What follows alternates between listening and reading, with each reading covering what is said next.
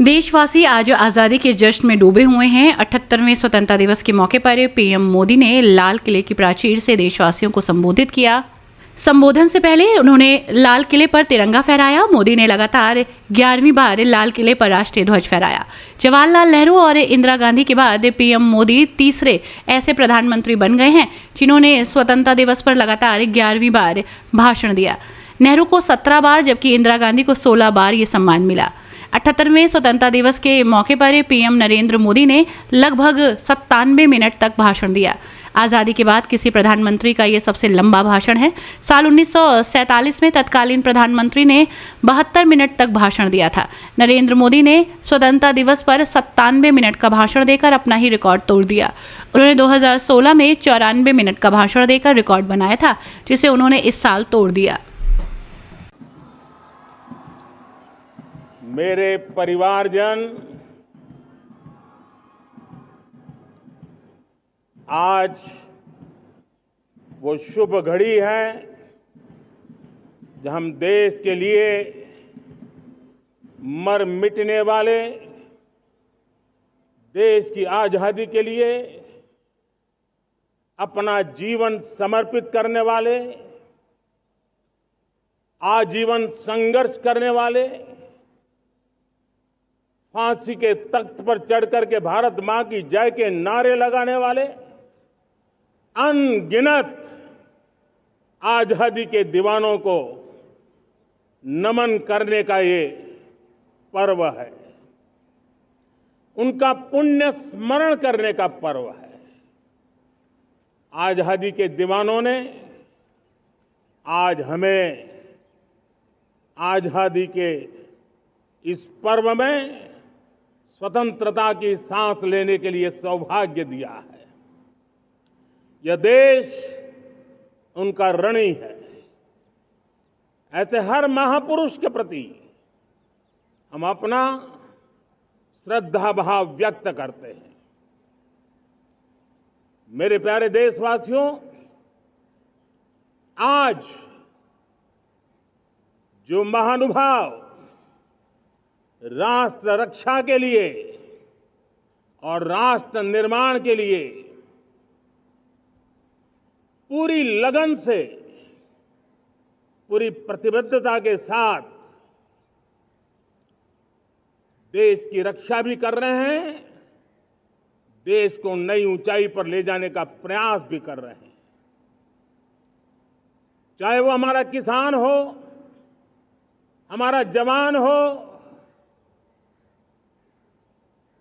हमारे नौजवानों का हौसला हो, हमारी माताओं बहनों का योगदान हो,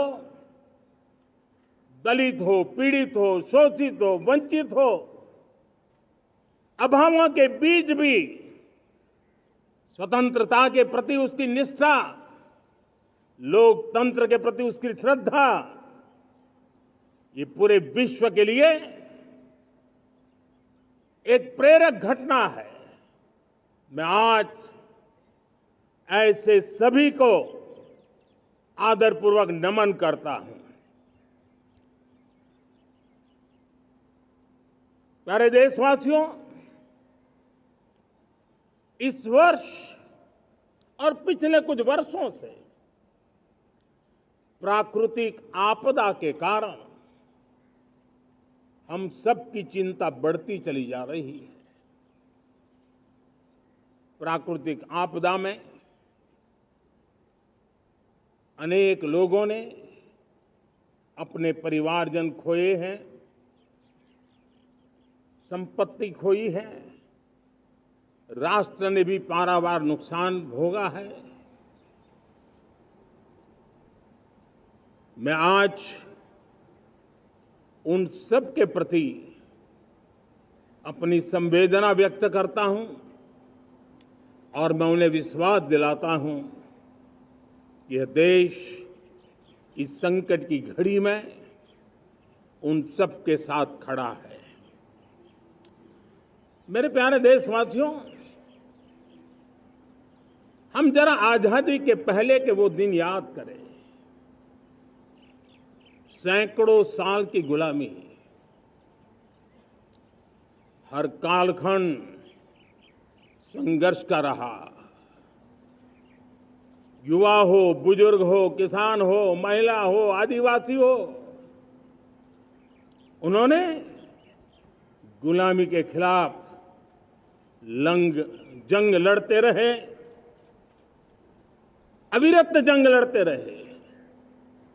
इतिहास गवाह है कि 1857 के स्वतंत्रता संग्राम जिसको हम याद करते हैं, उसके पूर्व भी हमारे देश के कई आदिवासी क्षेत्र थे जहां आजादी का जंग लड़ा जाता था। साथियों, गुलामी का इतना लंबा कालखंड,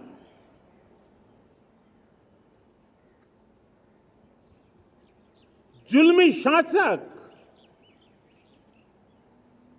अपरंपार यातनाएं, सामान्य से सामान्य मानवीयों का विश्वास तोड़ने की हर तरकीबें, उसके बावजूद भी उस समय की जनसंख्या के हिसाब से करीब 40 करोड़ देशवासी आजादी के पूर्व 40 करोड़ देशवासियों ने वो जज्बा दिखाया, वो सामर्थ्य दिखाया, वो एक सपना लेकर के चले, एक संकल्प लेकर के चलते रहे, जूझते रहे। एक ही स्वर था, वंदे मातरम। एक ही सपना था, भारत की आजादी का। 40 करोड़ देशवासियों ने, और हमें गर्व है कि हमारी रगों में उन्हीं का खून है। वो हमारे पूर्वज थे। सिर्फ 40 करोड़ लोगों ने दुनिया की महासत्ता को उखाड़ करके फेंक दिया था, गुलामी की जंजीरों को तोड़ दिया था।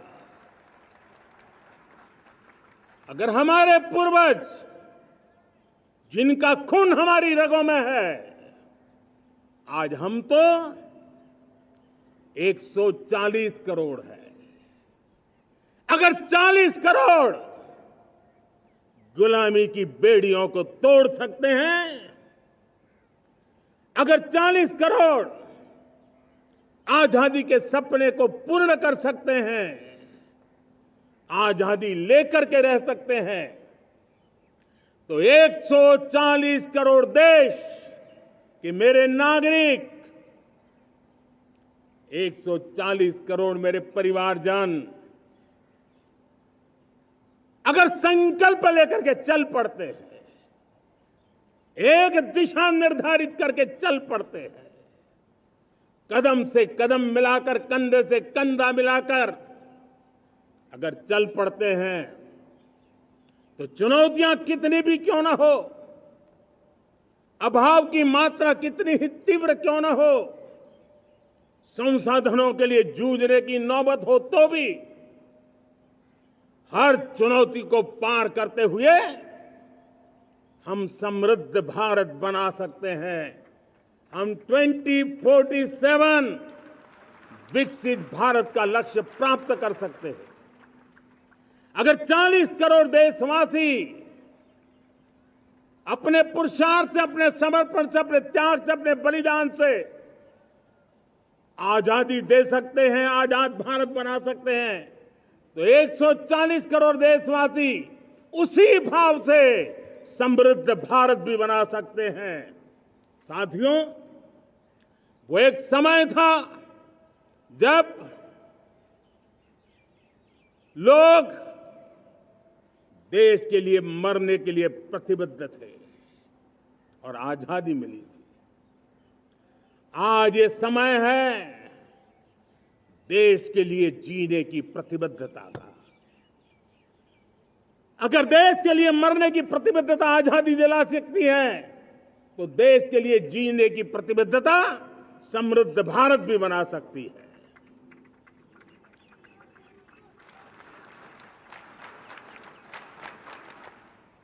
साथियों, विकसित भारत 2047 इस तरफ भाषण के शब्द नहीं है। इसके पीछे कठोर परिश्रम चल रहा है। देश के कोटि कोटि जनों के सुझाव लिए जा रहे हैं और हमने देशवासियों से सुझाव मांगे और मुझे प्रसन्नता है कि मेरे देश के करोड़ों नागरिकों ने विकसित भारत 2047 के लिए अनगिनत सुझाव दिए हैं। हर देशवासी का सपना उसमें प्रतिबिंबित हो रहा है। हर देशवासी का संकल्प उसमें झलकता है। युवा हो, बुजुर्ग हो, गांव के लोग हो, शहर के लोग हो, किसान हो, कामदार हो, दलित हो, आदिवासी हो, पहाड़ों में रहने वाले लोग हो, जंगल में रहने वाले लोग हो, शहरों में रहने वाले लोग हैं। हर किसी ने 2047 में जब देश आजादी का 100 साल मनाएगा तब तक विकसित भारत के लिए अनमोल सुझाव दिए हैं। और मैं जब इन सुझावों को देखता था मेरा मन प्रसन्न हो रहा था। उन्होंने क्या लिखा? कुछ लोगों ने कहा कि दुनिया का स्किल कैपिटल बनाने का सुझाव हमारे सामने रखा। 2047 विकसित भारत के लिए कुछ लोगों ने भारत को मैन्युफैक्चरिंग का ग्लोबल हब बनाने का सुझाव दिया। कुछ लोगों ने भारत के हमारी यूनिवर्सिटीज ग्लोबल बने इसके लिए सुझाव दिया। कुछ लोगों ने यह भी कहा कि क्या आजादी के इतने सालों के बाद हमारा मीडिया ग्लोबल नहीं होना चाहिए। कुछ लोगों ने यह भी कहा कि हमारा स्किल्ड युवा विश्व की पहली पसंद बनना चाहिए। कुछ लोगों ने सुझाव दिया भारत को जल्द से जल्द जीवन के हर क्षेत्र में आत्मनिर्भर बनना चाहिए। कई लोगों ने सुझाव दिया कि हमारे किसान जो मोटा अनाज पैदा करते हैं, जिसको हम श्री अन्न कहते हैं, उस सुपर फूड को दुनिया के हर डाइनिंग टेबल पर पहुंचाना है। हमें विश्व के पोषण को भी बल देना है और भारत के छोटे किसानों को भी मजबूती देनी है। कई लोगों ने सुझाव दिया कि देश में स्थानीय स्वराज की संस्थाओं से लेकर के अनेक इकाइयां हैं, उन सब में गवर्नेंस के रिफॉर्म की बहुत जरूरत है। कई लोगों ने लिखा कि न्याय के अंदर जो विलंब हो रहा है उसके प्रति चिंता जाहिर की और यह भी कहा कि हमारे देश में न्याय व्यवस्था में रिफॉर्म की बहुत बड़ी जरूरत है। कई लोगों ने लिखा कि कई ग्रीनफील्ड सिटीज बनाने की अब समय की मांग है। किसी ने बढ़ती हुई प्राकृतिक आपदाओं के बीच शासन प्रशासन में कैपेसिटी बिल्डिंग के लिए एक अभियान चलाने का सुझाव दिया। बहुत सारे लोगों ने यह सपना भी देखा है कि अंतरिक्ष में भारत का स्पेस स्टेशन जल्द से जल्द बनना चाहिए। किसी ने कहा भारत की जो पारंपरिक ट्रेडिशनल मेडिसिन है, हमारी औषधि है, दुनिया जब आज होलिस्टिक हेल्थ केयर की तरफ जा रही है, तब हमें भारत की पारंपरिक औषधियां और वेलनेस हब के रूप में भारत को विकसित करना चाहिए। कोई कहते हैं कि अब देर नहीं होनी चाहिए, भारत जल्द से जल्द दुनिया की तीसरी सबसे बड़ी इकोनॉमी बनना चाहिए। साथियों, मैं इसलिए पढ़ रहा था कि मेरे देशवासियों ने सुझाव दिए, मेरे देश के सामान्य नागरिक ने ये सुझाव हमें दिए हैं। मैं समझता हूं जब देशवासियों की इतनी विशाल सोच हो, देशवासियों के इतने बड़े सपने हो, देशवासियों की इन बातों में जब संकल्प झलकते हो, तब हमारे भीतर एक नया संकल्प दृढ़ बन जाता है। हमारे मन में आत्मविश्वास नई ऊंचाई पर पहुंच जाता है। और साथियों, देशवासियों का ये भरोसा सिर्फ कोई इंटेलेक्चुअल डिबेट नहीं है, ये भरोसा अनुभव से निकला हुआ है। ये विश्वास लंबे कालखंड के परिश्रम की पैदावार है और इसलिए देश का सामान्य मानव याद करता है। जब लाल किले से कहा जाता है कि हिंदुस्तान के 18,000 गांवों में समय सीमा में बिजली पहुंचाएंगे और वो काम हो जाता है, तब भरोसा मजबूत हो जाता है। जब ये तय होता है कि आजादी के इतने सालों के बाद भी 2.5 करोड़ परिवार ऐसे हैं जहां बिजली नहीं है, वो अंधेरे में जिंदगी गुजारते हैं, 2.5 करोड़ घरों में बिजली पहुंच जाती है, तब सामान्य मानवीय का भरोसा बढ़ जाता है। जब लाल किले से स्वच्छ भारत की बात कही जाए, तब इस देश के अग्रिम हरोर पंक्ति में बैठे हुए लोग हो, गांव के लोग हो, गरीब बस्ती में रहने वाले लोग हो, छोटे छोटे बच्चे हो, हर परिवार के अंदर स्वच्छता का वातावरण बन जाए, स्वच्छता की चर्चा हो, स्वच्छता के संदर्भ में एक दूसरे को रोक टोकने का निरंतर प्रयास चलता रहे। मैं समझता हूं कि ये भारत के अंदर आई हुई नई चेतना का प्रतिबिंब है। जब देश के सामने लाल किले से कहा जाए कि आज हमारे परिवारों में 3 करोड़ परिवार ऐसे हैं जिनके घर में नल से जल मिलता है, आवश्यक है हमारे इन परिवारों को पीने का शुद्ध पानी पहुंचे। जल जीवन मिशन के तहत इतने कम समय में नए 12 करोड़ परिवारों को जल जीवन मिशन के तहत नल से जल पहुंच रहा है। आज 15 करोड़ परिवार इसके लाभार्थी बन चुके हैं। हमारे कौन लोग वंचित थे इन व्यवस्थाओं से, कौन पीछे रह गए थे? समाज के अग्रिम पंक्ति के लोग इसके लिए अभाव में नहीं जीते थे। मेरे दलित, मेरे पीड़ित, मेरे शोषित, मेरे आदिवासी भाई बहन, मेरे गरीब भाई बहन, मेरे झुग्गी झोपड़ी में जिंदगी गुजारने वाले लोग, वही तो इन चीजों के अभाव में जी रहे थे। हमने अनेक ऐसे प्राथमिक आवश्यकताओं की पूर्ति के लिए जो प्रयास किया और उसका परिणाम हमारे इन सारे समाज के बंधुओं को मिला है। हमने वोकल फॉर लोकल का मंत्र दिया। आज मुझे खुशी है कि वोकल फॉर लोकल ने अर्थतंत्र के लिए एक नया मंत्र बन गया है। हर डिस्ट्रिक्ट अपनी पैदावार के लिए गर्व करने लगा है। 1 डिस्ट्रिक्ट 1 प्रोडक्ट का माहौल बना है। अब 1 डिस्ट्रिक्ट 1 प्रोडक्ट को 1 डिस्ट्रिक्ट का 1 प्रोडक्ट एक्सपोर्ट कैसे हो, उस दिशा में हर जिले सोचने लगे हैं। रिन्यूएबल एनर्जी का संकल्प लिया था। G20 समूह के देशों ने जितना किया है उससे ज्यादा भारत ने किया है और भारत ने ऊर्जा के क्षेत्र में आत्मनिर्भर बनने के लिए, ग्लोबल वार्मिंग की चिंताओं से मुक्ति पाने के लिए हमने काम किया है। साथियों, देश गर्व करता है आज जब फिनटेक की सफलता को लेकर पूरा विश्व भारत से कुछ सीखना समझना चाहता है, तब हमारा गर्व और बढ़ जाता है।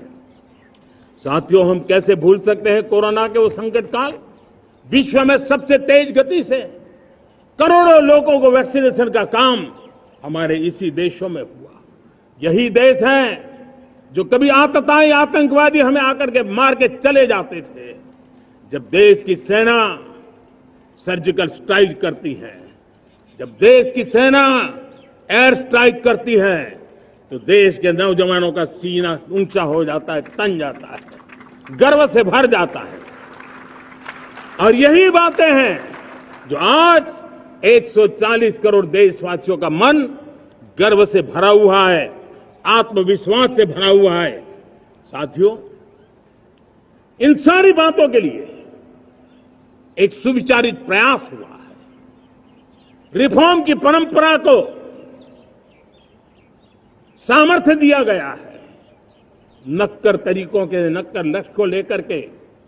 और जब राजनीतिक नेतृत्व की संकल्प शक्ति हो, दृढ़ विश्वास हो, जब सरकारी मशीनरी उसको लागू करने के लिए समर्पण भाव से जुट जाती है, और जब देश के हर नागरिक उस सपने को पूरा करने के लिए जन भागीदारी करने के लिए, जन आंदोलन बनाने के लिए आगे आता है, तब हमें निश्चित परिणाम मिलता ही रहता है। मेरे प्यारे देशवासियों, हम ये न भूलें कि इस देश उस परिस्थितियों से भी दशकों तक भी आजादी के बाद समय बिताया है, जब होती है, चलती है, अरे यार ये तो चलेगा, अरे हमें क्या मेहनत करने की जरूरत है, अरे मामला है अगली पीढ़ी दिखेगी, अरे हमको मौका मिला है यार, मौज कर लो, आगे वाला आगे का जाने, हमें क्या कर रहा है, हम अपना समय निकाल दें, अरे नया करने जाओगे कोई बवाल उठ जाए। पता नहीं क्यों देश में स्टेटस को का माहौल बन गया था, जो है उसी से गुजारा कर लो, यही का माहौल बन गया था। और लोग तो कहते हैं अरे भाई छोड़ो, अब कुछ होने वाला नहीं है, चलो, ऐसा ही मन बन गया था। हमें इस मानसिकता को तोड़ना था, हमें विश्वास से भरना था, और हमने उस दिशा में प्रयास किया। कई लोग तो कहते थे अरे भाई अगली पीढ़ी के लिए काम हम अभी से क्यों करें, हम तो आज का देखें। लेकिन देश का सामान्य नागरिक ये नहीं चाहता, वो बदलाव के इंतजार में था, वो बदलाव चाहता था, उसकी ललक थी, लेकिन उसके सपनों को किसी ने तवज्जो नहीं दी, उसकी आशा आकांक्षाओं को, अपेक्षाओं को तवज्जो नहीं दी गई, और उसके कारण वो मुसीबतों को झेलते हुए गुजारा करता रहा, वो रिफॉर्म्स का इंतजार करता रहा। हमें जिम्मेदारी दी गई और हमने बड़े रिफॉर्म्स जमीन पर उतारे। गरीब हो, मिडिल क्लास हो, हमारे वंचित लोग हो, हमारी बढ़ती जाती शहरी आबादी हो, हमारे नौजवानों के सपने हो, संकल्प हो, आकांक्षाएं हो, उनके जीवन में बदलाव लाने के लिए रिफॉर्म का मार्ग हमने चुना। और मैं देशवासियों को विश्वास दिलाना चाहता हूं, रिफॉर्म के प्रति हमारी जो प्रतिबद्धता है वो पिंक पेपर के एडिटोरियल के लिए सीमित नहीं है। हमारे रिफॉर्म्स की ये प्रतिबद्धता है, वो 4 दिन की वाहवाही के लिए नहीं है। हमारी रिफॉर्म्स की प्रक्रिया किसी मजबूरी में नहीं है, देश को मजबूती देने के इरादे से है। और इसलिए मैं आज कह सकता हूं, रिफॉर्म का हमारा मार्ग एक प्रकार से ग्रोथ की ब्लूप्रिंट बनी हुई है। ये हमारा रिफॉर्म, ये ग्रोथ, ये बदलाव, ये सिर्फ डिबेट क्लब के लिए, इंटेलेक्चुअल सोसाइटी के लिए, एक्सपर्ट लोगों के लिए सिर्फ चर्चा का विषय नहीं है। साथियों, हमने राजनीतिक मजबूरी के कारण नहीं किया है। हम जो कुछ भी कर रहे हैं वो राजनीति का भागा गुणा करके नहीं सोचते हैं। हमारा एक ही संकल्प होता है, नेशन फर्स्ट, नेशन फर्स्ट, राष्ट्रहित सुप्रीम, ये मेरा भारत महान बने, इसी संकल्प को लेकर के हम कदम उठाते हैं।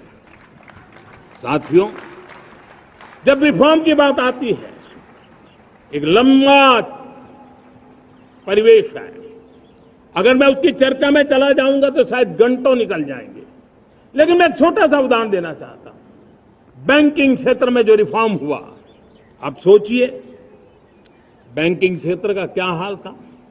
न विकास होता था, न विस्तार होता था, न विश्वास बढ़ता था। इतना ही नहीं,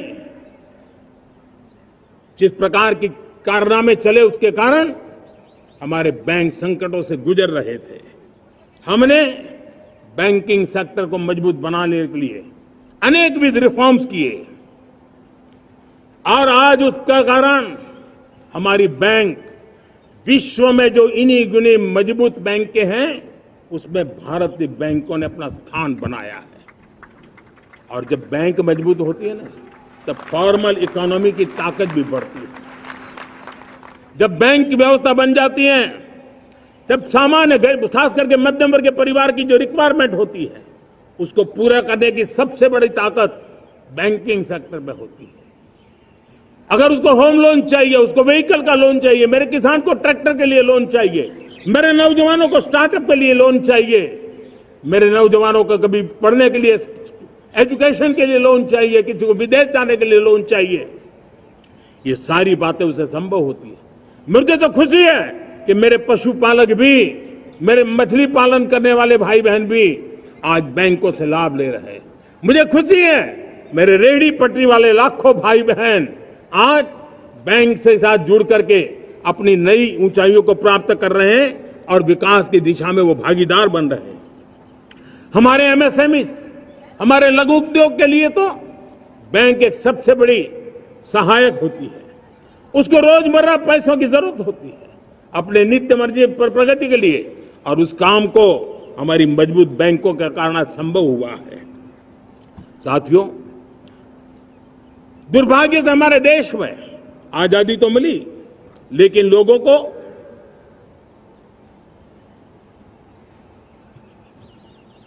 एक प्रकार से माई बाप कल्चर से गुजरना पड़ा।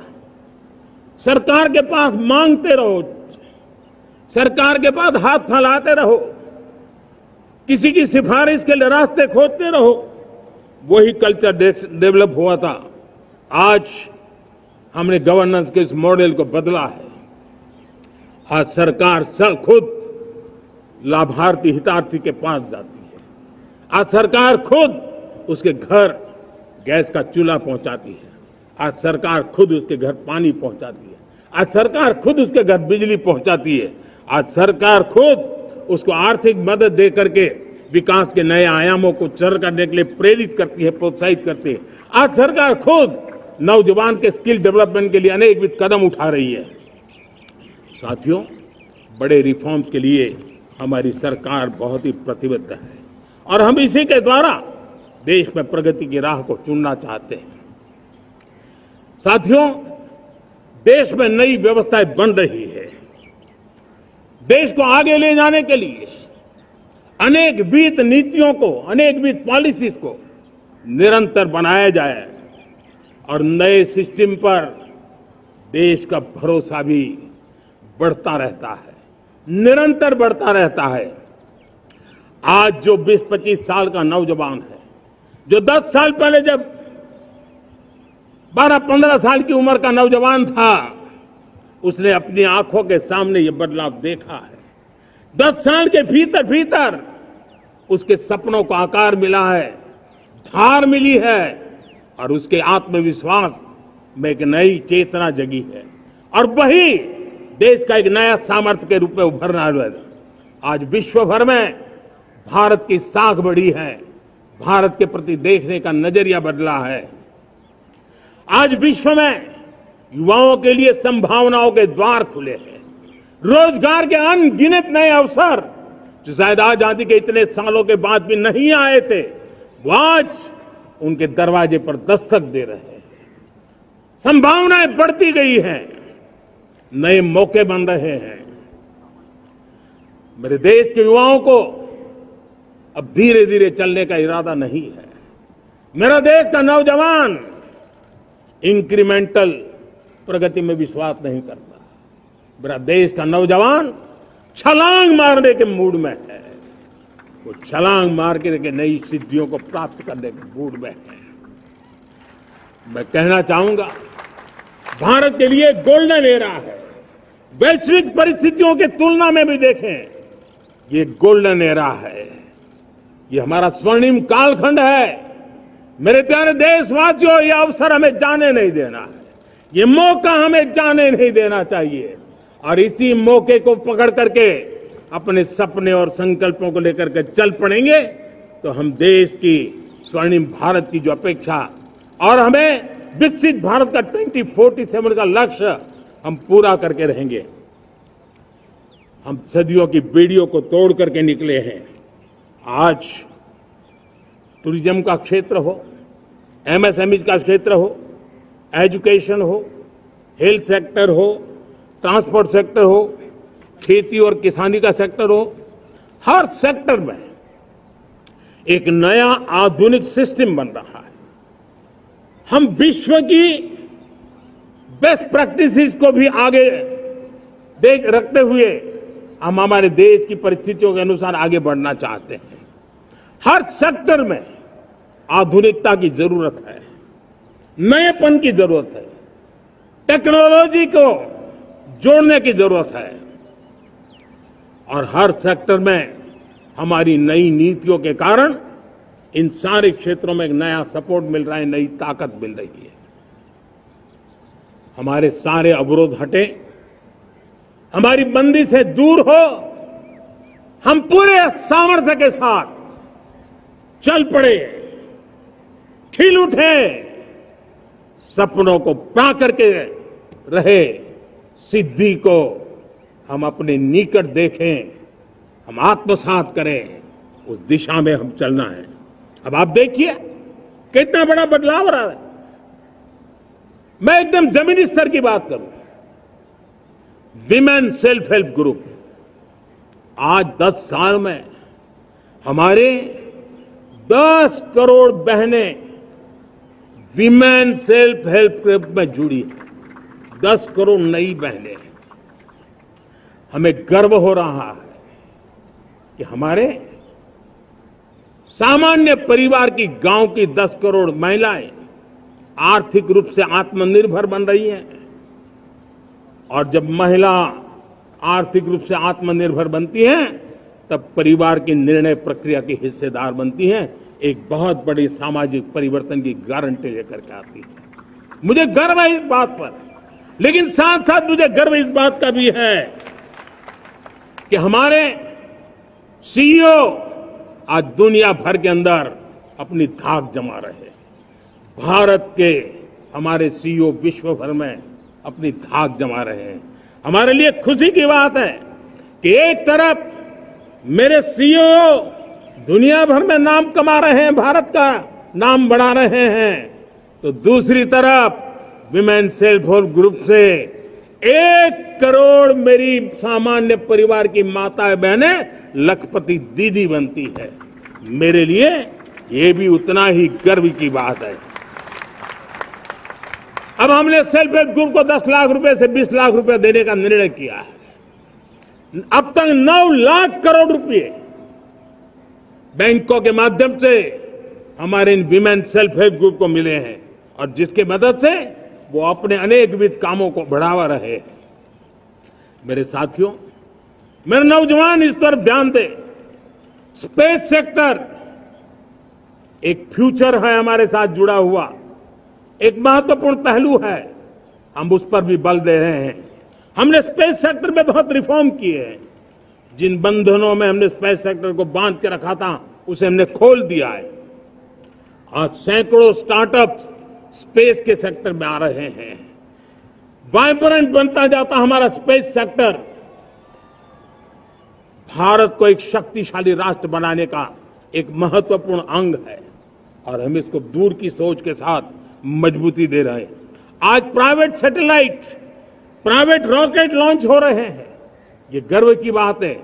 आज मैं कह सकता हूं, जब नीति सही होती है, नियत सही होती है और पूर्ण समर्पण से राष्ट्र का कल्याण यही मंत्र होता है, तो निश्चित परिणाम हम प्राप्त करके रहते हैं। मेरे प्यारे देशवासियों, आज देश में नए अवसर बने, तब मैं कह सकता हूं 2 चीजें और हुई जिसने विकास को एक गति दी है, विकास को एक नई छलांग दी है। और ये है, पहला है आधुनिक इंफ्रास्ट्रक्चर का निर्माण। हमने इंफ्रास्ट्रक्चर को आधुनिक बनाने की दिशा में बहुत बड़े कदम उठाए हैं। और दूसरी तरफ सामान्य मानवीय के जीवन में जो बाधाएं हैं, ईज ऑफ लिविंग का हमारा जो सपना है, उस पर भी हमने उतना ही बल दिया है। पिछले 1 दशक में अभूतपूर्व इंफ्रास्ट्रक्चर का विकास हुआ है। रेल हो, रोड हो, एयरपोर्ट हो, पोर्ट हो, ब्रॉडबैंड कनेक्टिविटी हो, गांव-गांव नए स्कूल बनाने की बात हो, जंगलों में स्कूल बनाने की बात हो, दूर सुदूर इलाकों में अस्पताल बनाने की बात हो, आरोग्य मंदिर बनाने की बात हो, मेडिकल कॉलेजों का काम हो, आयुष्मान आरोग्य मंदिरों का निर्माण चलता हो, 60,000 से ज्यादा अमृत सरोवर बने हो, 2 लाख पंचायतों तक ऑप्टिकल फाइबर नेटवर्क पहुंचा हो, नहरों का एक बहुत बड़ा जाल बिछाया जा रहा हो, 4 करोड़ पक्के घर बनना, गरीबों को एक नया आश्रय मिलना, 3 करोड़ नए घर बनाने के संकल्प के साथ आगे बढ़ने की हमारी कोशिश हो। हमारा पूर्वी भारत, नॉर्थ ईस्ट, उसका इलाका आज इंफ्रास्ट्रक्चर के लिए जाने जाना लगा है। और हमने ये जो कायाकल्प किया है, उसका सबसे बड़ा लाभ समाज के उन वर्गों तक हम पहुंचे हैं जो ग्रामीण सड़कें वहां बनी है जिनकी तरफ कोई देखता नहीं था, जिस इलाकों को नहीं देखता था, जिन गांवों को नहीं देखता था। दलित हो, पीड़ित हो, शोषित हो, वंचित हो, पिछड़े हो, आदिवासी हो, जंगल में रहने वाले हो, दूर सुदूर पहाड़ों में रहने वाले हो, सीमावर्ती स्थान पर रहने वाले हो, हमने उनकी आवश्यकता की पूर्ति की है।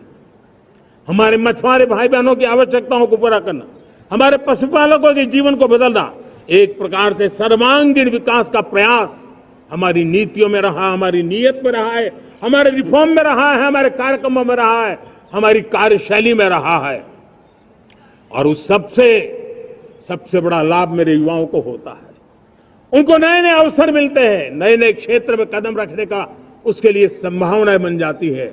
और वही तो सबसे ज्यादा रोजगार दे रहा है, और सबसे ज्यादा रोजगार प्राप्त करने का अवसर इन्हीं समय में उनको मिला है। हमारा जो मध्यम वर्गीय परिवार है, मध्यम वर्गीय परिवार को क्वालिटी ऑफ लाइफ, वो स्वाभाविक उसकी अपेक्षा रहती है। वो देश के लिए बहुत देता है, तो देश का भी दायित्व है कि उसकी जो क्वालिटी ऑफ लाइफ में जो उसकी अपेक्षाएं हैं, सरकार की कठिनाइयों से मुक्ति की उसकी जो अपेक्षाएं हैं, उसको पूर्ण करने के लिए हम निरंतर प्रयास करते हैं। और मैंने तो सपना देखा है कि 2047 जब विकसित भारत का सपना होगा, तो उसकी एक इकाई ये भी होगी कि सामान्य मानव के जीवन में सरकार की दखलें कम हो, जहां सरकार की जरूरत हो वहां अभाव न हो, और जहां सरकार की बेकारण प्रभाव भी न हो, इस प्रकार की व्यवस्था पर हम प्रतिबद्ध हैं। मेरे प्यारे देशवासियों, हम छोटी छोटी जरूरतों पर भी ध्यान देते हैं, हम छोटी छोटी आवश्यकताओं पर ध्यान देते हैं, और उसको लेकर हम चलते हैं। चाहे हमारे गरीब का घर का चूल्हा जलता रहे, गरीब की मां को कभी आंसू पी करके सोना न पड़े, और इसके लिए मुफ्त इलाज की योजना हमारी चल रही है। बिजली, पानी, गैस अब सैचुरेशन के मूड पर है, और जब हम सैचुरेशन की बात करते हैं वो 100% होता है। जब सैचुरेशन होता है तो उसको जातिवाद का रंग नहीं लगता है। जब सैचुरेशन होता है तो उसमें पांथिकता का रंग नहीं लगता है। जब सैचुरेशन का मंत्र होता है तब सच्चे अर्थ में सबका साथ सबका विकास का मंत्र साकार होता है। लोगों के जीवन में सरकार की दखल कम हो, उस दिशा में हमने हजारों कंप्लायंसेस के लिए सरकार सामान्य मानवी पर बोझ डालती थी, उन सारे कंप्लायंसेस को दूर किया। हमने देशवासियों के लिए 1,500 से ज्यादा कानूनों को खत्म कर दिया, ताकि कानूनों की जंजाल के अंदर देशवासियों को फंसना न पड़े। हमने छोटी छोटी गलतियों के कारण ऐसे कानून बने थे, उनको जेल में अंदर धकेल दिया जाए। हमने उन छोटे छोटे कारणों से जेल जाने के जो परंपराएं थी, उन सारे कानूनों को नष्ट कर दिया, और उसको कानूनों को जेल भेजने के प्रावधान को व्यवस्था से बाहर कर दिया है। आज हमने जो आजादी की विरासत के गर्व की बात हम जो करते हैं, सदियों से हमारे पास जो क्रिमिनल लॉ थे, आज हमने उसको नए क्रिमिनल लॉ, जिसको हमने न्याय संहिता के रूप में, और जिसके मूल में दंड नहीं पर नागरिक को न्याय, इस भाव को हमने प्रबल बनाया है। ईज ऑफ लिविंग बनाने के लिए देशव्यापी मिशन में काम करे। हर लेवल पर मैं सरकार के प्रतिनिधियों का आह्वान करता हूं। मैं जनप्रतिनिधि, वो किसी भी दल के क्यों न हो, किसी भी राज्य के क्यों न हो, सबसे आग्रह करता हूं कि हमने एक मिशन मोड में ईज ऑफ लिविंग के लिए कदम उठाने चाहिए। मैं हमारे युवाओं को, प्रोफेशनल्स को, सबको मैं कहना चाहता हूं, आप अपने स्थान पर जहां पर आपको छोटी छोटी दिक्कतें होती है, आप उसके सॉल्यूशन को लेकर के सरकार को चिट्ठी लिखते रहिए। सरकार को बताइए कि बिना कारण की कठिनाई आए उसको दूर करने से कोई नुकसान नहीं है। मैं पक्का मानता हूं आज सरकारें संवेदनशील है। हर सरकार, स्थानीय स्वराज्य की संस्था होगी या राज्य सरकार होगी या केंद्र सरकार होगी, उसको तवज्जो देगी। गवर्नेंस में रिफॉर्म्स, ये हमें विकसित भारत एट 2047 के सपने के लिए हमने उसको जोर लगा करके आगे बढ़ाना होगा, ताकि सामान्य मानवी के जीवन में अवकाश ही अवकाश पैदा हो, रुकावटें खत्म होती चली जाए। नागरिकों का डिग्निटी ऑफ सिटीजन, नागरिकों के जीवन में सम्मान मिले। डिलीवरी के संबंध में कभी किसी को ये कहने की मोहब्बत ना आया कि ये तो मेरा हक था कि मुझे मिला नहीं, उसको खोजना न पड़े। सरकार के गवर्नेंस में डिलीवरी सिस्टम को और मजबूती चाहिए। आप देखिए, देश में जब हम रिफॉर्म की बात करते हैं, आज देश में करीब 3 लाख संस्थाएं काम कर रही है, चाहे पंचायत हो, नगर पंचायत हो, नगर पालिका हो, महानगर पालिका हो, यूटी हो, स्टेट हो, डिस्ट्रिक्ट हो, केंद्र, छोटी मोटी 3 लाख करीब इकाइयां हैं। अगर ये हमारे 3 लाख इकाइयों को मैं आज आह्वान करता हूं कि अगर आप साल में अपने स्तर पर जिन चीजों की जरूरत है सामान्य मानवी के लिए 2 रिफॉर्म करें, ज्यादा नहीं कह रहा हूं मेरे साथियों, एक पंचायत हो, एक राज्य सरकार हो, कोई विभाग हो, सिर्फ 1 साल में 2 रिफॉर्म और उसको जमीन पर उतारें। आप देखिए, हम देखते ही देखते 1 साल में करीब 25-30 लाख रिफॉर्म कर सकते हैं।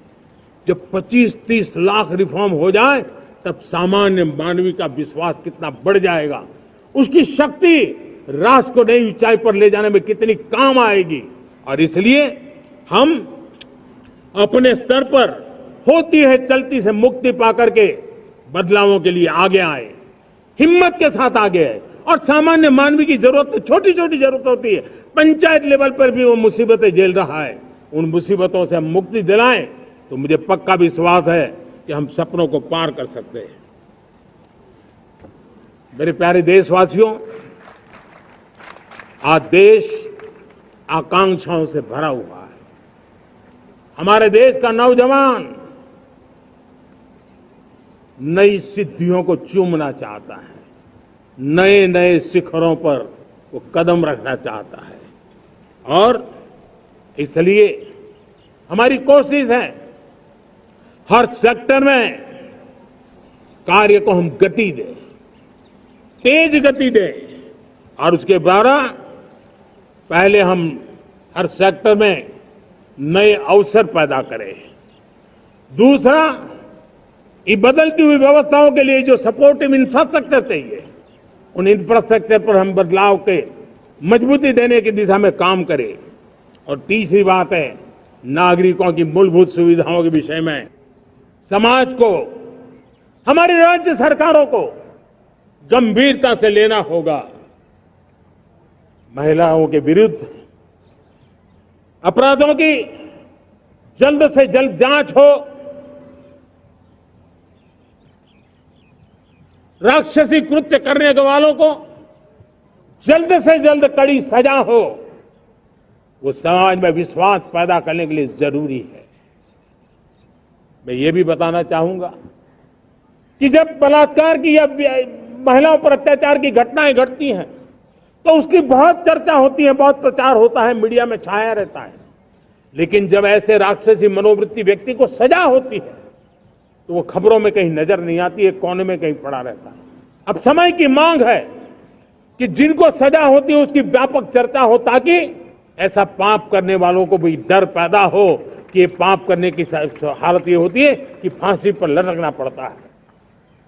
और मुझे लगता है कि ये डर पैदा करना बहुत जरूरी है।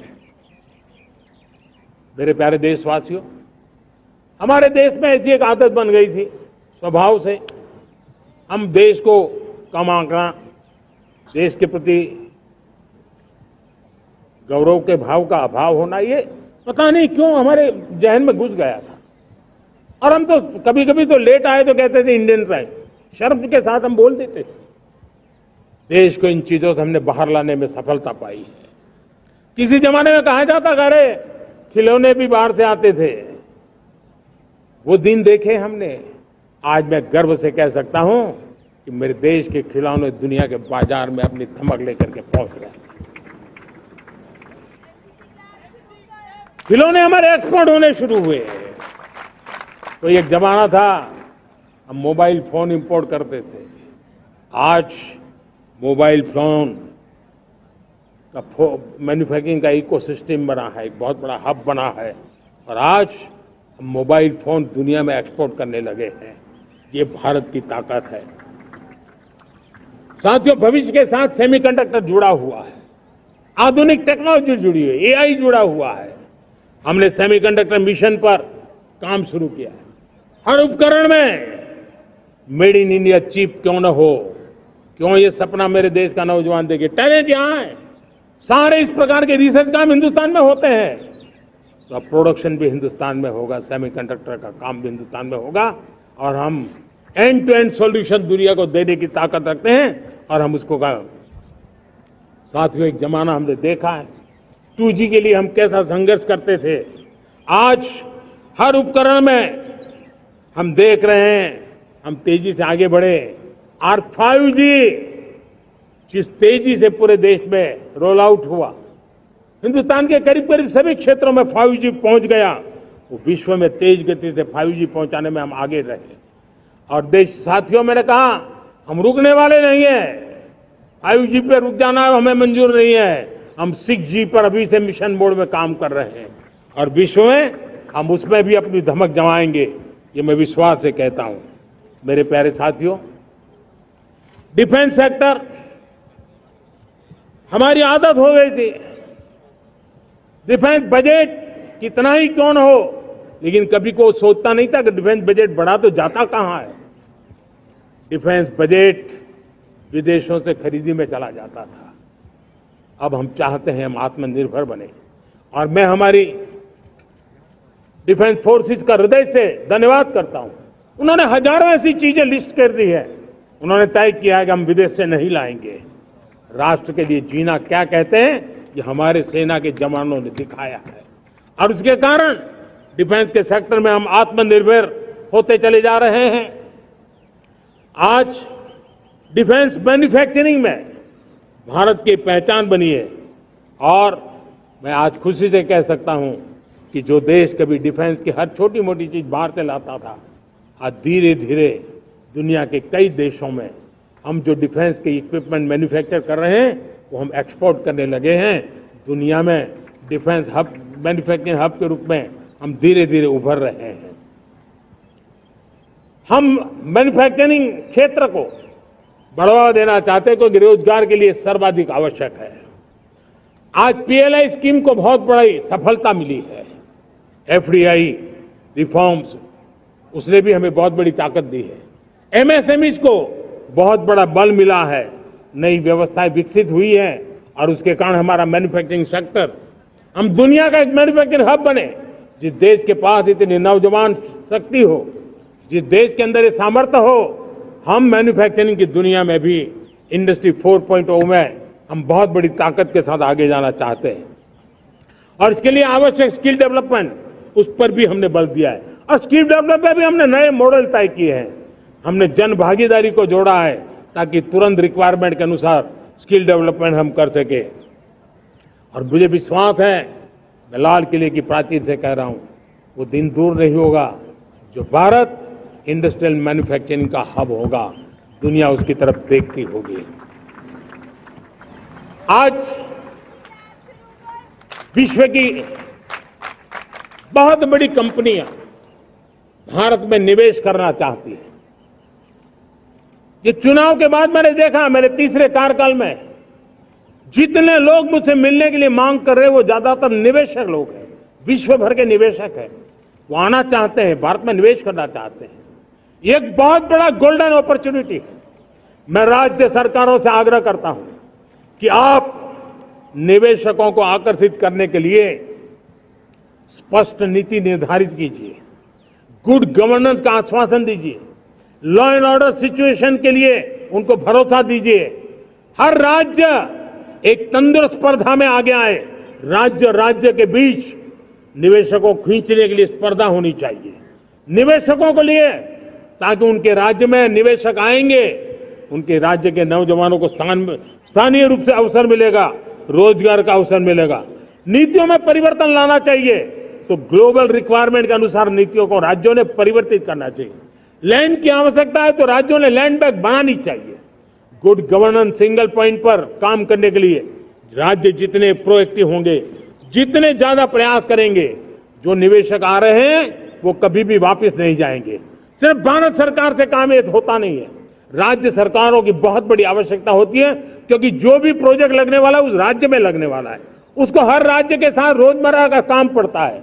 और इसलिए मैं राज्यों से आग्रह करूंगा कि जब विश्व पूरा भारत की तरफ आकर्षित हो रहा है, विश्व पूरा भारत में निवेश करने के लिए प्रतिबद्ध हो रहा है, तब ये हमारा दायित्व बनता है कि हमारी पुरानी आदतें छोड़ करके स्पष्ट नीति के साथ हम आगे आए। देखिए आपको परिणाम अपने राज्य में दिखाई देगा और आपका राज्य भी चमक उठेगा, ये मैं आपको विश्वास देता हूं। साथियों, भारत अपनी बेस्ट क्वालिटी के लिए पहचानी जाए, ये बहुत जरूरी है। अब विश्व के लिए हमें डिजाइन ऑफ का क्षेत्र, डिजाइन इन इंडिया, इस पर हमने बल देना है। हमें कोशिश करनी है अब इंडियन स्टैंडर्ड इंटरनेशनल स्टैंडर्ड बनने चाहिए। इंडियन स्टैंडर्ड इंटरनेशनल स्टैंडर्ड बनेंगे तब हमारी हर चीज को सहजता से मोहर लग जाएगी और ये हमारे प्रोडक्शन की क्वालिटी पर निर्भर करेगा, हमारी सेवा की क्वालिटी पर निर्भर करेगा, हमारे अप्रोच की क्वालिटी पर निर्भर करेगा। और इसलिए हमें क्वालिटी पर बल देकर के आगे बढ़ना है। हमारे पास टैलेंट है, डिजाइन के क्षेत्र में हम दुनिया को बहुत कुछ नया दे सकते हैं। डिजाइन इन इंडिया, इस आह्वान को लेकर के हमें अब आगे चलना है। Design in India and design for the world, इस सपने को लेकर के चलना है।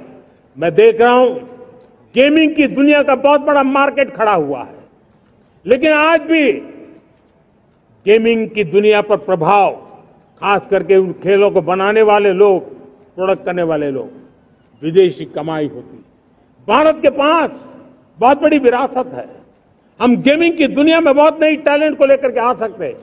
विश्व के हर बच्चे को हमारे देश के बनी हुई गेमिंग की ओर आकर्षित कर सकते हैं। मैं चाहता हूं कि भारत के बच्चे, भारत के नौजवान, भारत के आईटी प्रोफेशनल्स, भारत के एआई के प्रोफेशनल्स, वे गेमिंग की दुनिया को लीड करें। खेलने में नहीं, गेमिंग की दुनिया में हमारे प्रोडक्ट पूरे विश्व में पहुंचने चाहिए और पूरी दुनिया में हमारे एनिमेटर्स काम कर सकते हैं। एनिमेशन की दुनिया में हम अपनी दाग जमा सकते हैं, हम उस दिशा में काम करें। मेरे प्यारे देशवासियों, आज विश्व के अंदर ग्लोबल वार्मिंग, क्लाइमेट चेंज हर क्षेत्र में चिंता और चर्चा का विषय रहता है। भारत ने उस दिशा में काफी कदम उठाए हैं। हम विश्व को आश्वस्त करते रहे हैं और शब्दों से नहीं, अपने कार्यों से, प्राप्त परिणामों से हमने विश्व को आश्वस्त भी किया है और विश्व को आश्चर्यचकित भी किया है। हम ही हैं जिन्होंने सिंगल यूज प्लास्टिक पर प्रतिबंध लगाया है। हमने रिन्यूएबल एनर्जी पर विस्तार किया है, हमने रिन्यूएबल एनर्जी को एक नई ताकत दी है। आने वाले कुछ वर्षों में हम नेट जीरो फ्यूचर की ओर आगे बढ़ रहे हैं। मुझे याद है पेरिस अकॉर्ड में जिन देशों ने अपने लक्ष्य निर्धारित किए थे, आज मैं लाल किले की प्राचीर से मेरे देशवासियों की ताकत दुनिया को बताना चाहता हूं। G20 देश के समूह जो नहीं कर पाए, वो मेरे देश के नागरिकों ने करके दिखाया है, मेरे देशवासियों ने करके दिखाया है, हिंदुस्तान ने करके दिखाया है। पेरिस अकॉर्ड के अंदर जो टारगेट हमने तय किए थे, उन टारगेट को समय से पहले पूरा करने वाला G20 देशों के समूह में अगर कोई है तो एकमात्र मेरा हिंदुस्तान है, एकमात्र मेरा भारत है। और इसलिए गर्व होता है साथियों, रिन्यूएबल एनर्जी के टारगेट हमने पूरे कर, हम 2030 तक रिन्यूएबल एनर्जी को 500 गीगावाट तक ले जाने के लिए मकसद से काम कर। आप कल्पना कर सकते हैं कि कितना बड़ा लक्ष्य है। दुनिया के लोग सिर्फ 500 गीगावाट शब्द सुनते हैं ना, तो मेरी तरफ ऐसे ऐसे देखते हैं। लेकिन आज मैं विश्वास से कह रहा हूं देशवासियों को कि इस लक्ष्य को भी हम पूरा करके रहेंगे, और ये मानव जाति की भी सेवा करेगा, हमारे भविष्य की भी सेवा करेगा, हमारे बच्चों के उज्जवल भविष्य की गारंटी बनेगा। हमने 2030 तक हमारी रेलवे को नेट जीरो एमिशन का लक्ष्य लेकर के हम चल रहे हैं। साथियों, पीएम सूर्य घर मुफ्त बिजली योजना उसको एक नई ताकत देने वाली है, और ये बदलाव का फल मेरे देश के सामान्य परिवार को मिला, विशेष करके मेरे मध्यम वर्ग को मिलेगा जब उसका बिजली का बिल मुक्त हो जाएगा। इलेक्ट्रिक व्हीकल उसकी मांग बढ़ती जा रही है। जब पीएम सूर्य घर योजना से वो बिजली उत्पादन करता है सूर्य से, तो उसका व्हीकल का प्रवास का खर्चा भी वो कम कर सकता है। साथियों, हम ग्रीन हाइड्रोजन मिशन लेकर के एक ग्लोबल हब बनना चाहते हैं। बहुत तेजी से नीतियां बनाई गई हैं, बहुत तेजी से उसका इम्प्लीमेंटेशन का काम हो रहा है, और भारत ग्रीन हाइड्रोजन एक न्यू एनर्जी की दिशा में हम जाना चाहते हैं। और ये सारे जो प्रयास चल रहे हैं, क्लाइमेट की चिंता तो है ही है, ग्लोबल वार्मिंग की चिंता है, लेकिन इसके अंदर ग्रीन जॉब्स की बहुत बड़ी संभावना है, और इसलिए आने वाले कालखंड में ग्रीन जॉब्स का महत्व बढ़ता है। तो उसको सबसे पहले कैप्चर करने के लिए मेरे देश के नौजवानों को अवसर देने के लिए और ग्रीन जॉब्स के लिए एक बहुत बड़ा क्षेत्र को बढ़ावा दे रहे हैं। मेरे प्यारे देशवासियों, आज हमारे साथ इस तिरंगे झंडे के नीचे वो नौजवान बैठे हैं जिन्होंने ओलंपिक की दुनिया में भारत का परचम लहराया। मैं मेरे देश के सभी एथलीट्स को, मेरे देश के सभी खिलाड़ियों को 140 करोड़ देशवासियों की तरफ से बधाई देता हूं, और हम नए सपने, नए संकल्प, अत्यंतिक पुरुषार्थ के साथ नए लक्ष्यों को हासिल करने के लिए आगे बढ़ेंगे, ऐसा मैं विश्वास के साथ उनको शुभकामनाएं भी देता हूं। आने वाले कुछ दिनों में भारत के एक बहुत बड़ा दस्ता पैरालंपिक के लिए पेरिस जाने के लिए रवाना होगा। मैं मेरे सभी पैरालंपिक खिलाड़ियों को भी हृदय से बहुत बहुत शुभकामनाएं देता हूं। साथियों, भारत ने G20 को ऑर्गेनाइज किया, हिंदुस्तान के अनेक शहरों में ऑर्गेनाइज किया, 200 से ज्यादा इवेंट किए। पूरे विश्व में G20 का इतना बड़ा व्याप, इतना बड़ा कार्यक्रम कभी नहीं हुआ, इस बार हुआ। इसने एक बात सिद्ध कर दी है कि भारत में बड़े से बड़े कार्यक्रम ऑर्गेनाइज करने की ताकत है। भारत को किसी को भी हॉस्पिटैलिटी का सामर्थ्य भारत में सबसे ज्यादा है। अगर ये सिद्ध हो चुका है तो साथियों, हिंदुस्तान का सपना है कि 2036 में जो ओलंपिक होगा वो मेरे हिंदुस्तान की धरती पर हो। इसके लिए हम तैयारी कर रहे हैं, उसके लिए हम आगे बढ़ेंगे। साथियों, समाज के आखिरी तबके के जो लोग हैं, ये हमारा सामाजिक दायित्व है। अगर कोई पीछे रह जाते हैं तो हमारी आगे बढ़ने की गति कम कर देता है, और इसलिए हम आगे बढ़ना चाहते हैं तो भी सफलता तब मिलती है पीछे वाले को भी साथ साथ आगे ले आए।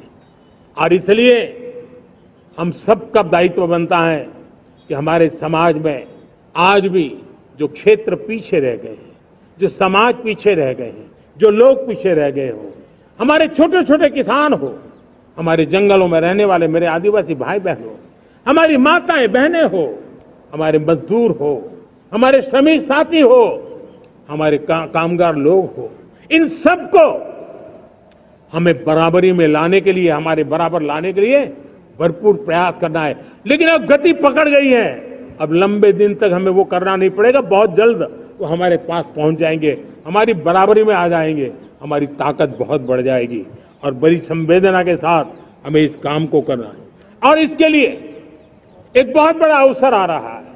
मैं मानता हूं संवेदनशीलता की दृष्टि से इससे बड़ा अवसर क्या हो सकता है। हमें पता है 1857 के स्वतंत्र संग्राम के पहले भी अंग्रेजों के नाक को दम करने वाला हमारा देश का एक आदिवासी युवक था। 20-22 साल की उम्र में उसने अंग्रेजों के नाक को दम ला दिया था, जिसको आज भगवान बिरसा मुंडा के रूप में लोग पूजा करते हैं। भगवान बिरसा मुंडा की 150वीं जयंती आ रही है।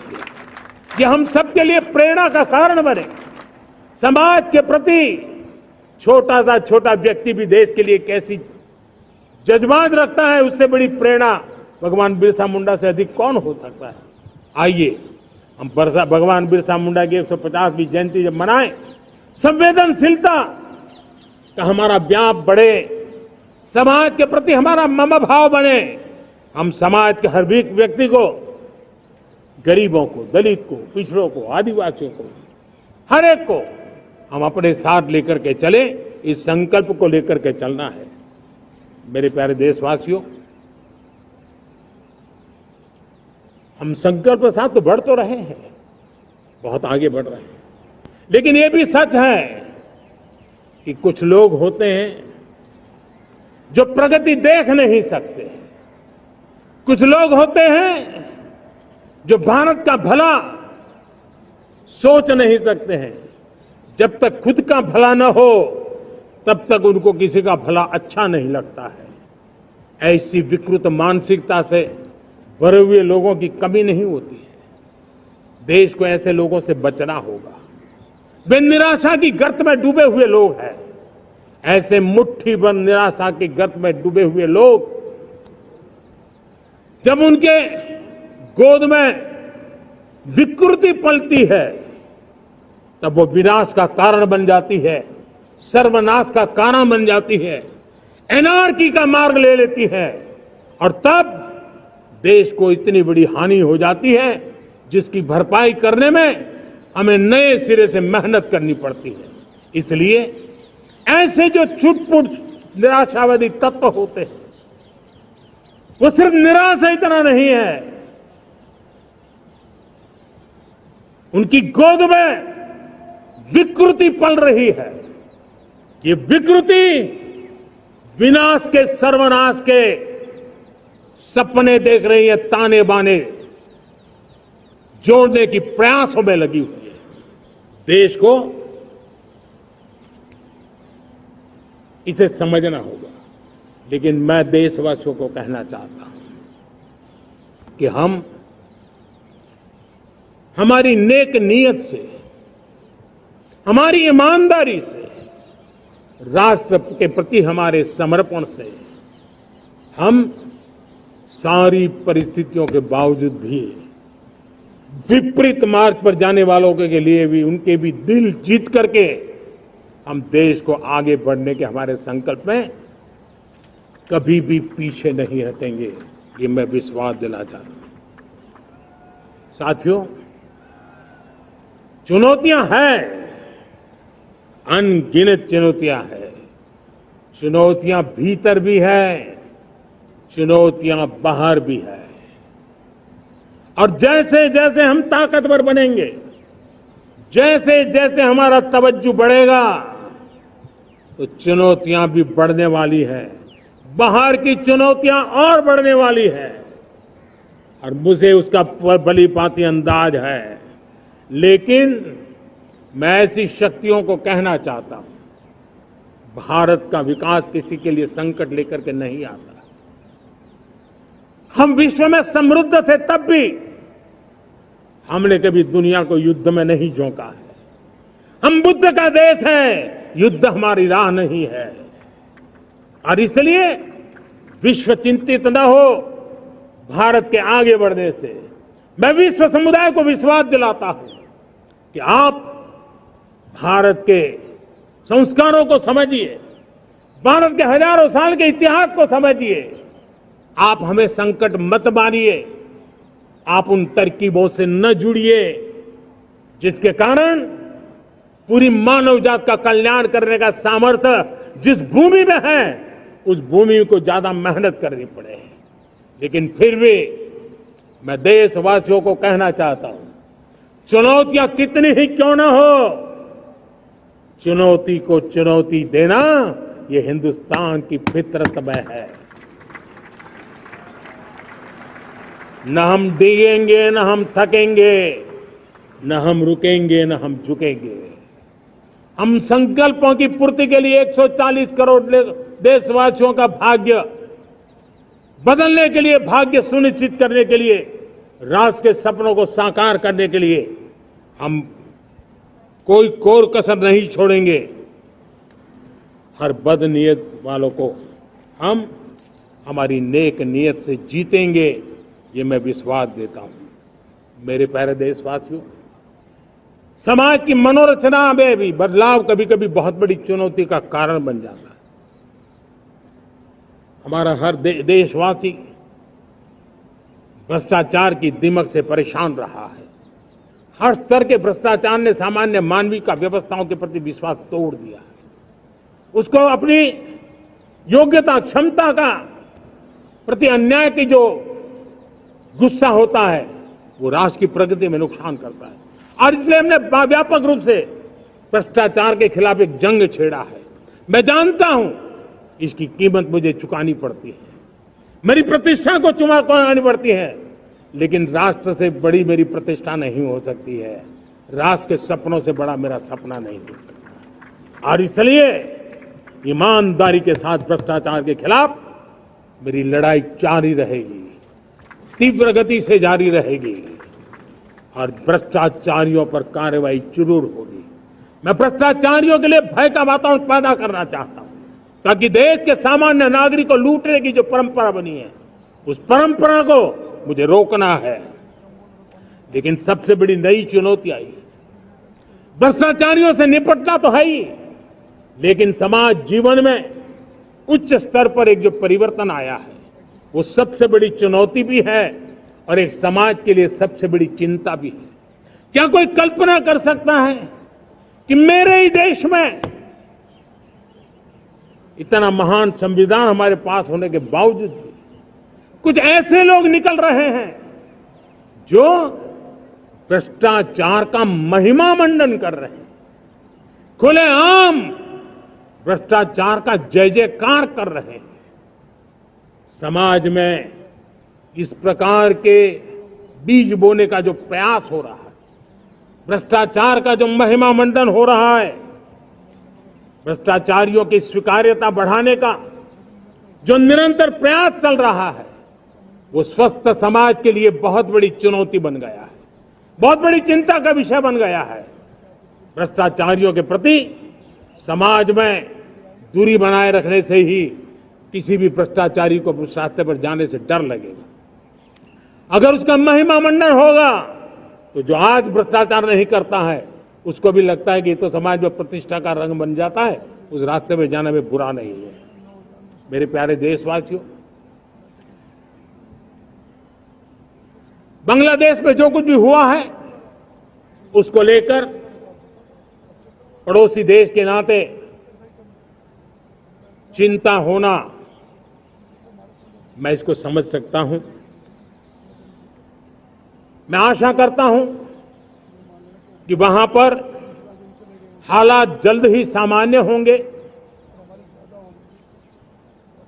खास करके 140 करोड़ देशवासियों की चिंता कि वहां हिंदू, वहां के अल्पसंख्यक, उस समुदाय की सुरक्षा सुनिश्चित हो। भारत हमेशा चाहता है कि हमारे पड़ोसी देश सुख और शांति के मार्ग पर चले। शांति के प्रति हमारा कमिटमेंट है, हमारे संस्कार है। हम आने वाले दिनों में बांग्लादेश की विकास यात्रा में हमेशा हमारा शुभचिंतन ही रहेगा, क्योंकि हम मानव जाति की भलाई सोचने वाले लोग हैं। मेरे प्यारे देशवासियों, हमारे संविधान को 75 वर्ष हो रहे हैं। भारत के संविधान के 75 वर्ष की यात्रा देश को एक बनाना, देश को श्रेष्ठ बनाने में बहुत बड़ी भूमिका रही है। भारत के लोकतंत्र को मजबूती देने में हमारे देश के संविधान की बहुत बड़ी भूमिका रही। हमारे देश के दलित, पीड़ित, शोषित, वंचित को सुरक्षा देने का बहुत बड़ा काम हमारे संविधान ने किया है। अब जब संविधान के 75 वर्ष हम मनाने जा रहे हैं, तब हम देशवासियों ने संविधान में निर्दिष्ट कर्तव्य के भाव पर बल देना बहुत जरूरी है। और जब मैं कर्तव्य की बात करता हूं, तब मैं सिर्फ नागरिकों पर बोझ बनाना नहीं चाहता। कर्तव्य केंद्र सरकार के भी है, कर्तव्य केंद्र सरकार के हर मुलाजिम के भी है, कर्तव्य राज्य सरकारों के भी है, राज्य सरकार के हर मुलाजिम के हैं, कर्तव्य हर स्थानीय स्वराज संस्था के हैं, चाहे पंचायत हो, नगर पालिका हो, महानगर पालिका हो, तहसील हो, जिला हो, हर किसी के कर्तव्य है। लेकिन साथ साथ 140 करोड़ देशवासियों की कर्तव्य है। अगर हम सब मिल करके अपने कर्तव्यों का निर्वाह करेंगे, तो हम अपने आप औरों के अधिकारों की रक्षा करने के लिए निमित्त बनेंगे। और जब कर्तव्य का पालन होता है, तब अधिकारों की रक्षा निहित होती है। उसके लिए कोई अलग से प्रयास करने की जरूरत नहीं पड़ जाती है। मैं चाहता हूं कि हमारे इस भाव को लेकर के हम चलेंगे, हमारा लोकतंत्र भी मजबूत होगा, हमारा सामर्थ्य और बढ़ेगा और हम एक नई शक्ति के साथ आगे बढ़ेंगे। मेरे प्यारे देशवासियों, हमारे देश में सुप्रीम कोर्ट ने बार बार यूनिफॉर्म सिविल कोड को लेकर जो चर्चा की है, अनेक बार आदेश दिए हैं, क्योंकि देश का एक बहुत बड़ा वर्ग मानता है और उसमें सच्चाई भी है कि जिस सिविल कोड को हम लेकर के जी रहे हैं, वो सिविल कोड सचमुच में तो एक प्रकार का कम्युनल सिविल कोड है, भेदभाव करने वाला सिविल कोड है। ऐसे सिविल कोड से जब संविधान के 75 वर्ष मना रहे हैं और संविधान की भावना भी जो हमें कहती है करने के लिए, देश की सुप्रीम कोर्ट भी हमें कहती है करने के लिए, और तब जो संविधान निर्माताओं का सपना था, उस सपने को पूरा करना हम सबका दायित्व है। और मैं मानता हूं इस गंभीर विषय पर देश में चर्चा हो, व्यापक चर्चा हो, हर कोई अपने विचारों को लेकर के आए और उन कानूनों को, जो कानून धर्म के आधार पर देश को बांटते, जो ऊंच नीच का कारण बन जाते हैं, ऐसे कानूनों को आधुनिक समाज में कोई स्थान नहीं हो सकता है। और इसलिए मैं तो कहूंगा, अब समय की मांग है कि देश में एक सेकुलर सिविल कोड हो। हमने कम्युनल सिविल कोड में 75 साल बिताए हैं, अब हमें सेक्युलर सिविल कोड की तरफ जाना होगा और तब जाकर के देश में धर्म के आधार पर जो भेदभाव हो रहे हैं, सामान्य नागरिक को जो दूरी महसूस होती है, उससे हमें मुक्ति मिलेगी। मेरे प्यारे देशवासियों, जब मैं देश में एक चिंता हमेशा कहता हूं, परिवारवाद, जातिवाद भारत के लोकतंत्र को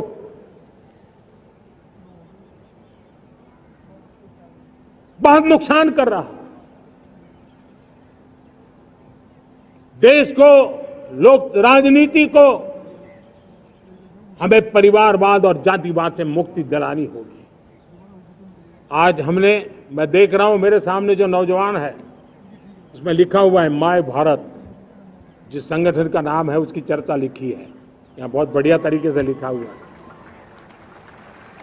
माय भारत के अनेक मिशन है। एक मिशन ये भी है कि हम जल्द से जल्द देश में राजनीतिक जीवन में जनप्रतिनिधि के रूप में 1 लाख ऐसे नौजवानों को आगे लाना चाहते हैं।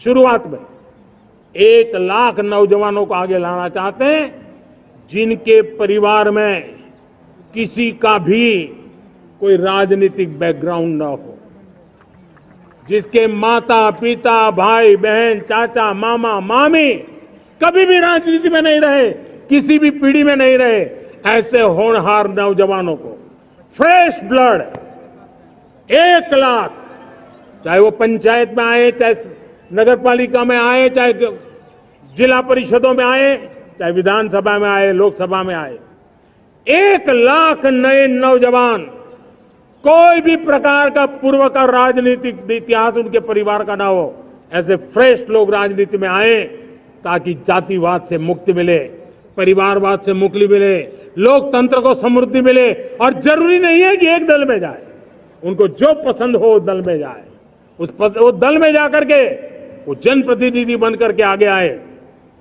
देश तय करके चले कि आने वाले दिनों में 1 लाख ऐसे नौजवान जो परिवार राजनीति से दूर दूर का संबंध नहीं है, ऐसे फ्रेश ब्लड आएंगे तो सोच भी नहीं आएगी, सामर्थ्य भी नहीं आएगा, लोकतंत्र समृद्ध होगा।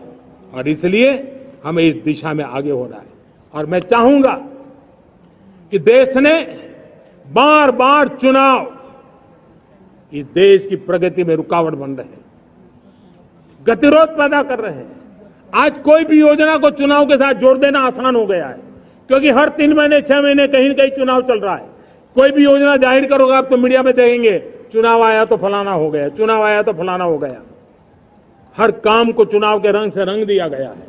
और इसलिए देश में व्यापक चर्चा हुई है, सभी राजनीतिक दलों ने अपने विचार रखे हैं। एक कमेटी ने बहुत बढ़िया अपना रिपोर्ट तैयार किया है। 1 नेशन 1 इलेक्शन के लिए देश को आगे आना होगा।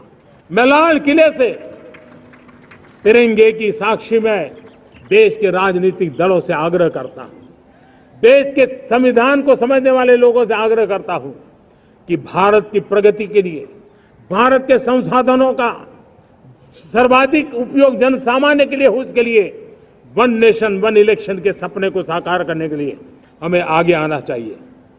मेरे प्यारे देशवासियों, भारत का स्वर्णिम कालखंड है। 2047 विकसित भारत, ये हमारी प्रतीक्षा कर रहा है। बाधाएं, रुकावटें, चुनौतियां, उसको परास्त करके एक दृढ़ संकल्प के साथ ये देश चलने के लिए प्रतिबद्ध है। और साथियों, मैं साफ देख रहा हूं, मेरे विचारों में कोई झिझक नहीं है, मेरे सपनों के सामने कोई पर्दा नहीं है। मैं साफ साफ देख सकता हूं कि यह देश 140 करोड़ देशवासियों के परिश्रम से, हमारे पूर्वजों का खून हमारी रगों में है। अगर वो 40 करोड़ लोग आजादी के सपनों को पूर्ण कर सकते हैं तो 140 करोड़ देशवासी समृद्ध भारत के सपने को साकार कर सकते हैं। 140 करोड़ देशवासी विकसित भारत के सपने को साकार कर सकते हैं। और मैंने पहले भी कहा था कि मेरे तीसरे टर्म में देश तीसरी इकोनॉमी तो बनेगा ही, लेकिन मैं 3 गुना काम करूंगा, 3 गुना तेज गति से काम करूंगा, 3 गुना व्यापकता से काम करूंगा, ताकि देश के लिए जो सपने हैं वो बहुत निकट में पूरे हो। मेरा हर पल देश के लिए है, मेरा हर क्षण देश के लिए है, मेरा कण कण सिर्फ और सिर्फ मां भारती के लिए है। और इसलिए 24/7 और 2047 इस प्रतिबद्धता के साथ आइए, मैं देशवासियों का आह्वान करता हूं, हमारे पूर्वजों ने जो सपने देखे थे उन सपनों को हम संकल्प बनाए, अपने सपनों को जोड़े, अपने पुरुषार्थ को जोड़े और 21